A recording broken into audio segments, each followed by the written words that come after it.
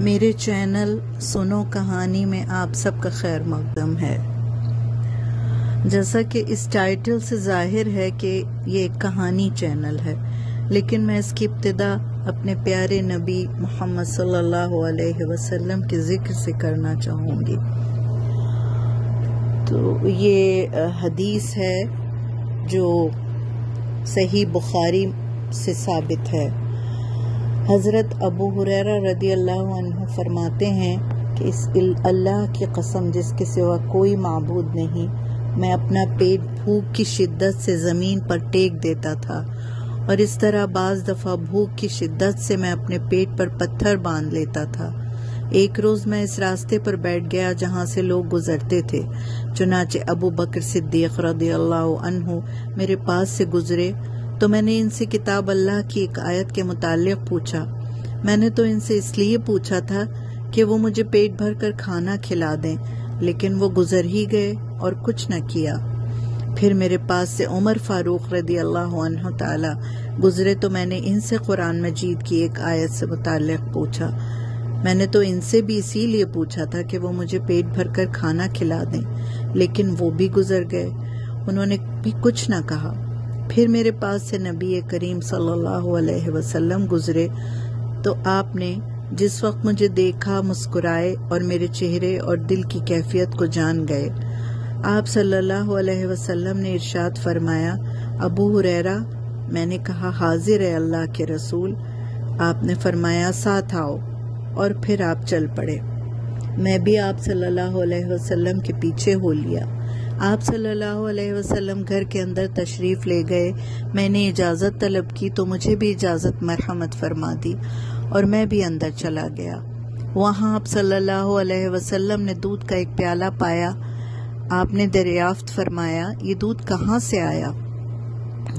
گھر والوں نے کہا، فلاں مرد یا فلاں عورت نے آپ کے لیے ہدیہ بھیجا ہے۔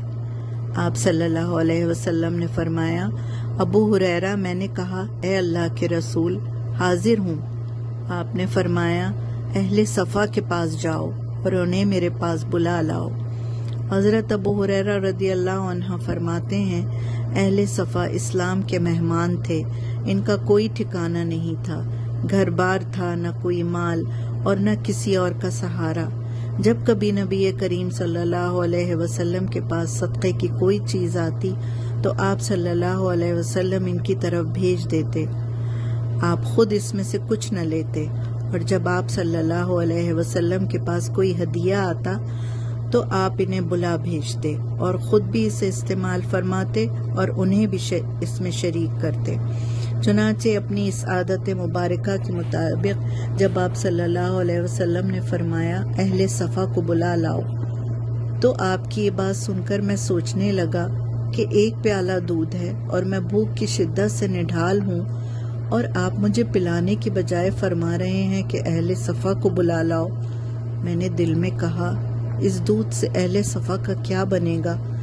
میں اس بات کا زیادہ حقدار ہوں کہ میں اتنا پی لوں جس سے میں طاقت حاصل کر لوں۔ چنانچہ جب وہ آئیں گے تو آپ صلی اللہ علیہ وسلم مجھے ہی حکم دیں گے کہ میں انہیں دوں، اور مجھے امید نہیں کہ اس دودھ کا کچھ حصہ مجھے بھی ملے، لیکن اللہ اور اس کے رسول کی اطاعت کے بغیر چارہ نہیں۔ چنانچہ آپ کے فرمان کے مطابق میں اہل صفا رضی اللہ عنہم کے پاس آیا اور انہیں بلایا تو سب آئے، اندر داخل ہونے کی اجازت مانگی۔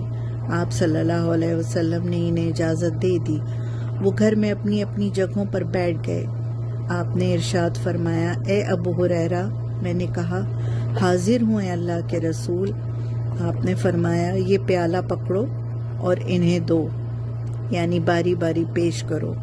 چنانچہ میں نے پیالہ لیا اور ایک ایک آدمی کو دینے لگا۔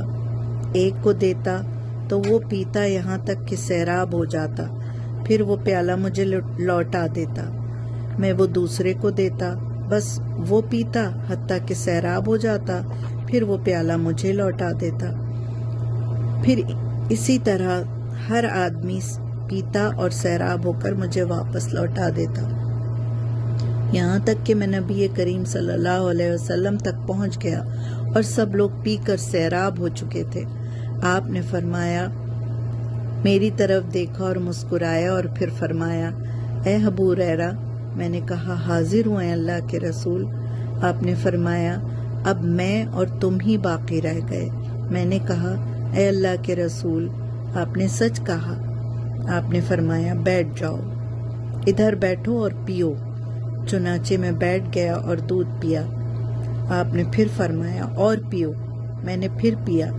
پھر آپ صلی اللہ علیہ وسلم فرماتے رہے پیو اور پیو، یہاں تک کہ میں نے کہا قسم ہے اس ذات کی جس نے آپ کو حق کے ساتھ بھیجا، اب میں کوئی گنجائش اس کے لیے اپنے اندر نہیں پاتا۔ آپ صلی اللہ علیہ وسلم نے فرمایا اچھا مجھے دکھاؤ۔ چنانچہ وہ پیالہ میں نے آپ کو دے دیا تو آپ صلی اللہ علیہ وسلم نے اللہ کی حمد کی اور اس کا نام لیا اور بچا ہوا دودھ پی لیا۔